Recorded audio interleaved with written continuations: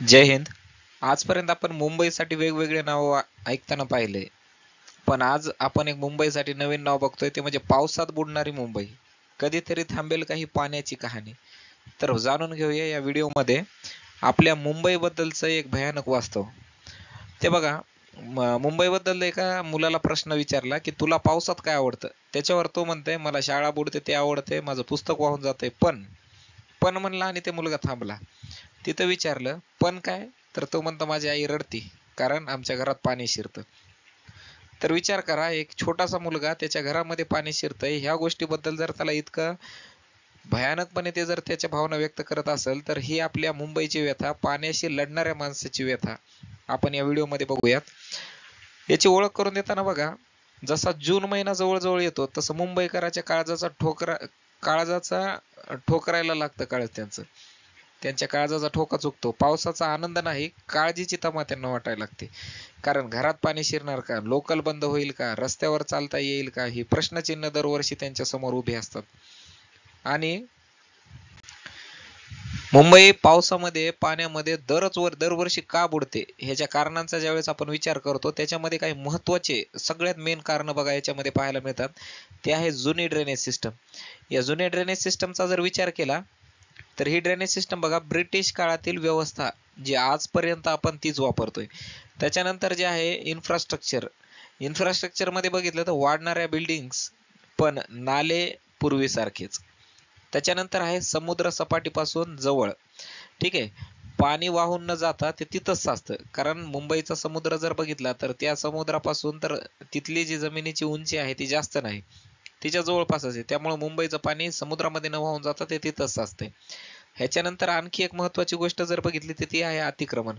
अतिक्रमण कुठे झाले, नाले आणि नद्या अडवून ह्यांच्या जागी बिल्डिंग्स बांधण्यात आल्या मोठ्या मोठ्या, त्यामुळे अतिक्रमण इथं मोठ्या प्रमाणामध्ये झाले. त्याच्यानंतर आहे झाडांची तोड. झाडांमध्ये बघा, पाणी शोषणारी जमीन नाहीशी झाली. जे झाडं तोडले, झाडांच्या जागी जी पाणी शोषणारी जमीन होती त्याच्यामध्ये एक मँग्रोव्ज पण येतात. ह्या मँग्रोव्ह बद्दल आपण चर्चा करणार आहोत. तर हे मुंबई आपली पाण्यामध्ये बुडण्याचे काही महत्वाचे कारण आहेत. ठीक आहे, आता याच्यावरती आणखी काही कारण आहेत का ते एकदा बघूयात.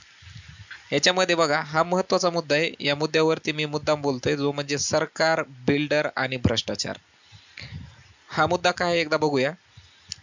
मुंबईमध्ये बघा, बिल्डिंगच्या ज्या परवानग्या आहेत त्या पावसाच्या नियोजनाशिवाय परवानग्या दिल्या जातात. इथं कसल्याही प्रकारचं ड्रेनेज सिस्टम नसते किंवा कसल्याही प्रकारचा पाण्याचा पुनर्वापर करणारे, ज्याला आपण शोषखड्डे वगैरे म्हणतो, वॉटर हार्वेस्टिंग म्हणू आपण त्याला, आहे ना, जास्तीत जास्त पाण्याला जमिनीमध्ये टाकण्यासाठी वॉटर हार्वेस्टिंग सिस्टम आपण वापरतो, ते कोणत्याही प्रकारचं नसते. त्याच्यानंतर दुसरी गोष्ट बघा, नाल्यांच्या जागा कमी करून, नाल्यांमध्ये मातीला भर टाकून, नाल्या भरून नाल्यांवरती उभारलेल्या ज्या इमारती आहेत ते एक महत्वाचं कारण आहे.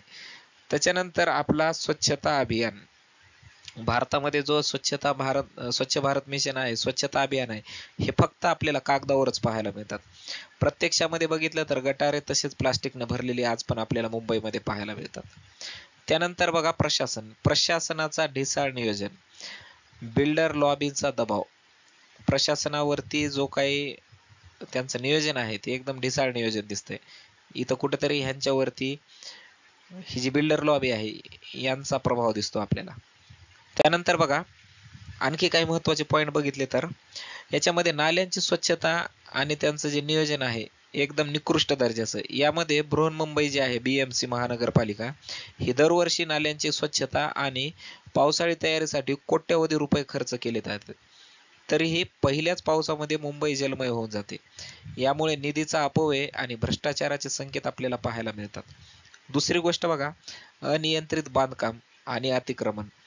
मुंबईमध्ये अनेक नद्या आणि नाले अतिक्रमणामुळे अरुंद झाले आहेत. त्यांची जी ऍक्च्युअल साईज होती, नदीचे पात्र होते, ते कमी झालेत. याचे उदाहरण बघा, दहिसर नदीच्या काठावर अनधिकृत बांधकामे आणि कचऱ्याचे जे ढिगारे आहेत हे साचल्यामुळे पूरस्थिती निर्माण होते. त्याच्यानंतर बघा, मॅग्रोवचं जे वन आहेत इथले नष्ट झालेत. ह्याचं महत्वाचं कारण बघा, मॅंग्रोव्ह जंगलाचं नष्ट होणं हे पूरस्थितीचं आणखी एक कारण आहे. ते कसं बघा, BKC जे कॉम्प्लेक्स आहे, बांद्रा कुर्ला कॉम्प्लेक्स, यासारख्या प्रकल्पामुळे मॅंग्रोव्ह नष्ट झाले, ज्यामुळे पावसाचं पाणी शोषून घेणारी नैसर्गिक यंत्रणा नष्ट झाली. निसर्गामध्ये पाण्याचं जे काही शोषण करणारी यंत्रणा आहे. त्याच्यामध्ये मँग्रोवचे वन महत्वाचे आहेत, जे की समुद्राच्या पाण्याला मुंबईकडे येऊ देत नाहीत किंवा इकडच्या पाण्याला एक बॅरियर म्हणून काम करतात. तर हेच नष्ट झाले. या झाडांचं पुनर्वसन होणं गरजेचं होतं. बीकेसी चांगला प्रोजेक्ट आहे, त्याचं डेव्हलपमेंट होणार आहे, त्याचे आपल्याला फायदे होणार आहेत, सगळ्या गोष्टी मान्य आहे. पण ते झाडं जे तोडले त्यांचं पुनर्वसन करणं गरजेचं होतं. दुसरी गोष्ट, जुनी आणि अकार्यक्षम ड्रेनेज प्रणाली. मुंबईची ड्रेनेज प्रणालीचा विचार केला तर 100 वर्षाहून जुनी ड्रेनेज प्रणाली आहे आणि ती तासाला फक्त 25 mm पावसाचं पाणी वाहून नेऊ शकते.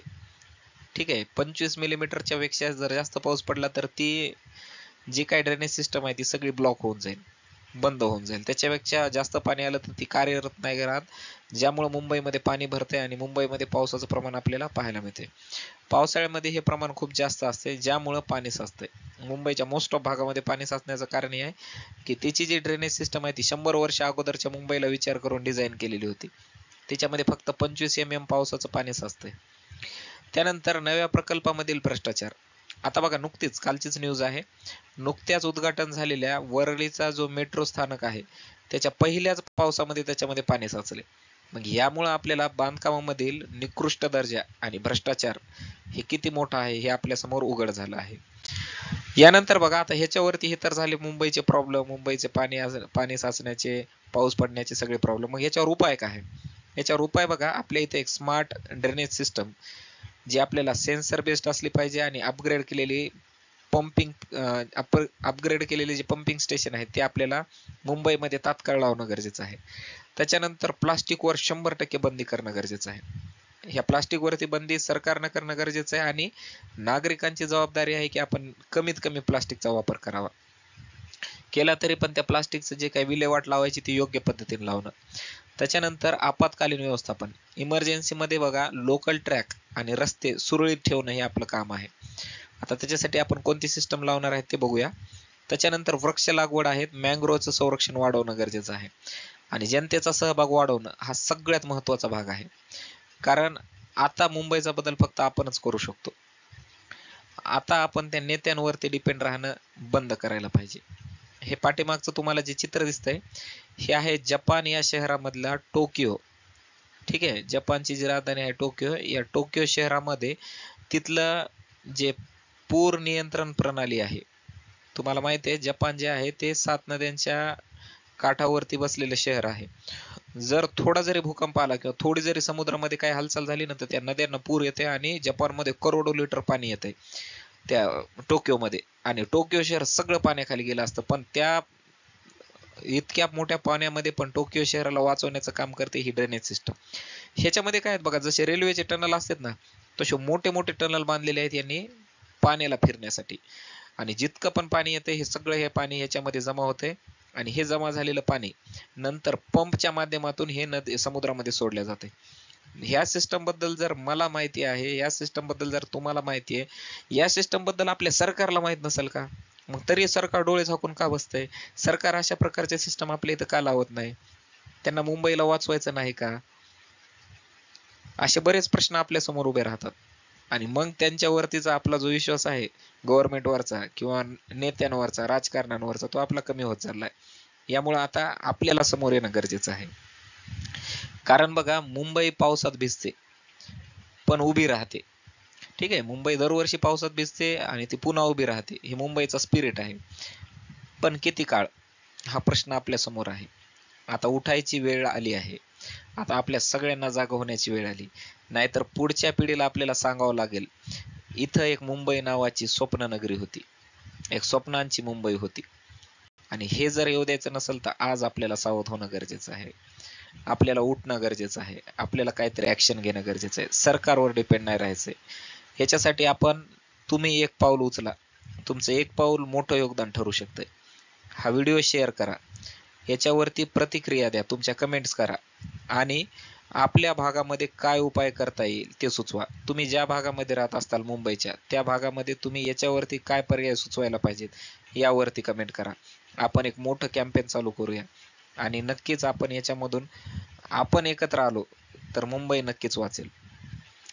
तर मग चला सगळेजण मिळूया, सोबत येऊया आणि चला आपल्या मुंबईला वाचूया. काळजी घ्या. सर्वजण सुरक्षित राहा. भेटूया पुढच्या व्हिडिओमध्ये. धन्यवाद.